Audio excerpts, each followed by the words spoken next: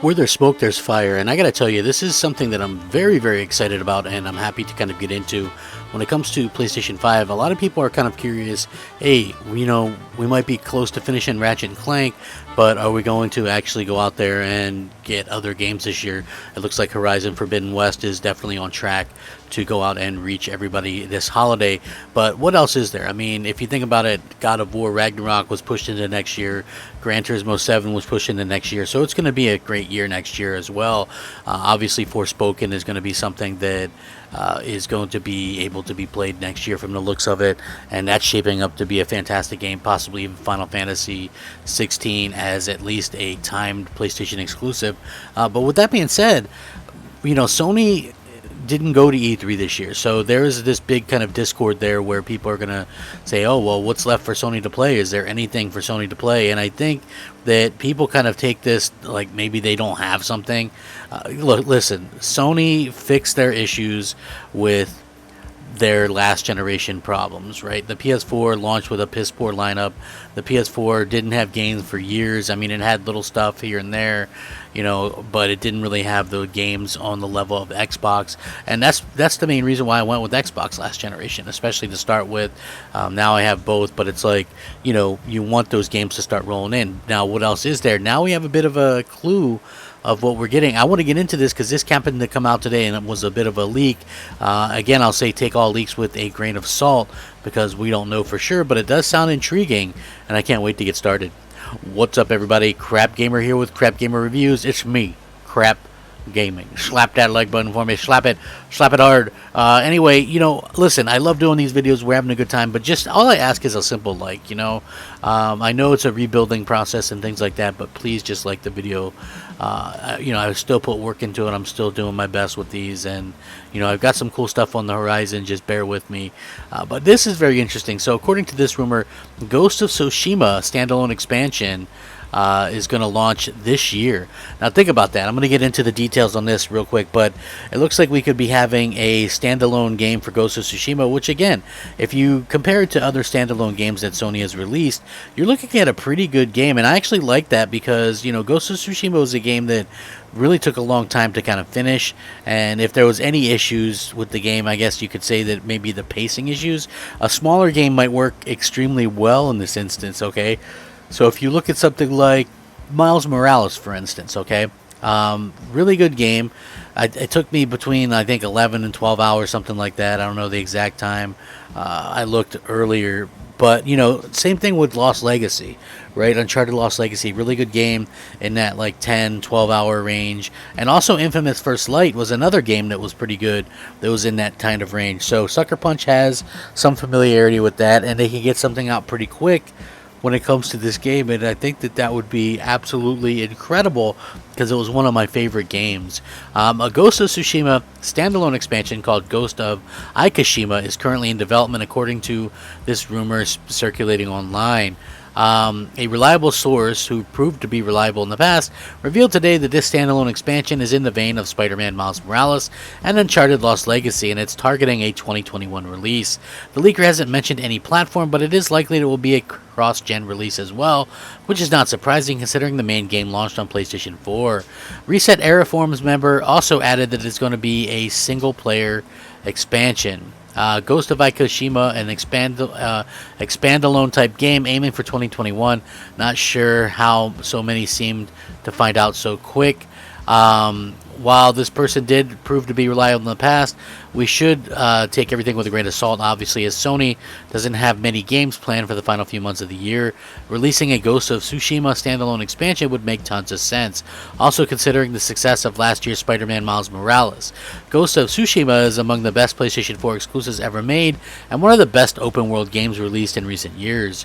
According to this, it has a great atmosphere, well-written characters, blah, blah, blah. But, again, this is all interpretation of what people are kind of looking up to and looking forward to, but this would make just so much sense to have these type of standalone games. I think it's very important, and I think that it makes a lot of sense to go out there and kind of have these things for your fans and things like that. You can get these type of games out much faster, and like I said, for me, these type of games are perfect because you get these special type of situations where you have these games that maybe aren't as long as people initially thought, but they are definitely something that really kind of they kind of hit home a little bit harder. You know what I mean? Like I know I'll probably get a little bit of crap for this, but I actually liked the Miles Morales standalone game better than the 2018 game, which I thought maybe dragged on a little bit much. But yeah, I thought both were obviously very good games and well crafted games. It's just that I actually preferred the story and the setting of Miles Morales a little bit more, and there weren't those little walking bits and things like that. So there's little things that they improved. I thought the combat was better and that they did a good job with a lot of the moves and things like that. And the same thing with I thought Uncharted Lost Legacy, I don't think that was as good as Uncharted 4, but it was a good thing in that they expanded and did something that they never did before, right? It was like kind of this open world, and you could go where you wanted to go and kind of pick how you wanted to handle things, whereas the main games, there's chapters and you do them and then you move on to the next thing, and I think that that's something that a lot of people probably enjoy both versions of that, but like I said, even Infamous First Light, which I liked, I actually like Fetch as a character more so than the main character in Infamous Second Son. I don't even remember that guy's name, to be honest with you, it's so long ago, but I remember playing First Light. I don't think it scored tremendously well, but I thought it was really good in terms of what they were able to accomplish, and like the neon lighting, and everybody was taking big pictures of the lightings and stuff like that.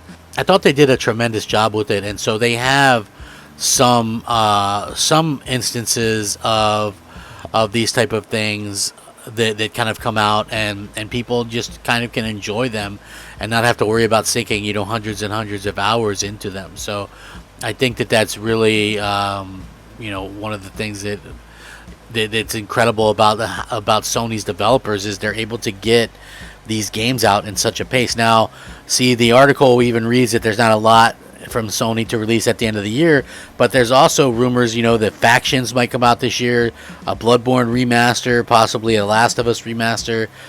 There could be anything. I mean, Sony probably planned pretty well for, the future, and they don't want any big lulls in their release schedule and things like that. So this is very smart to come out there and kind of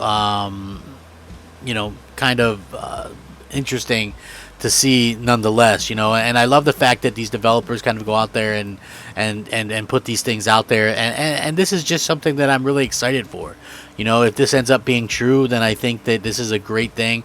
I love these little stretches of games that they come out like this. Like I said, like I prefer these in a lot of ways over like the main games, but yeah, like I guess to each their own. I know not everybody thinks that way, but obviously this would probably be like a $50 title or something like that, and more Ghost of Tsushima is definitely welcome because it's one of the best, I think, new IP that Sony has released, and probably their best selling. So getting stuff out like this is critical to keeping PS5 owners happy, probably going to be on PS4 as well, but keeping everybody happy and giving people something to play, which I think is a super important thing going forward. And again, they have other stuff coming, so it's not like it's not like this is like some unheard of thing or whatever. Like this is absolutely something that I think everybody would be really excited for and down to play. So for me personally, more content on the PS5 is always welcome. I think that we've been getting kind of spoiled a little bit as PlayStation 5 owners, and we're just getting so much content. It's crazy, and that's what gets me excited about the future even more so. So I really do hope that we continue to see these incredible games come out and things like that. And I hope that we continue to see, fans just be able to be happy about their console of choice and the games. And I hope Microsoft kills it the second half of this year, because so far, the first 7 months they haven't even bothered to release a first party game. And I know that's going to change, but when are the actual games going to start flowing in a decent clip? That's what I'm waiting for, and I'm guessing that's what a lot of people are waiting for. So with that being said, what do you guys think about this? Are you guys excited about a Ghost of Tsushima standalone game, probably in the Miles Morales vein? 8, 10, 12 hours, depending on how long it takes you to kind of get down to it. The thing that's about these open world games is you have a lot of the assets, so it's probably much easier to kind of go from that particular point. So that's a very exciting prospect. And with that being said, listen, I love this idea. I think it's fantastic. I would love to hear your thoughts on it. Thanks for watching. Rack 'em up. Crapgamer out.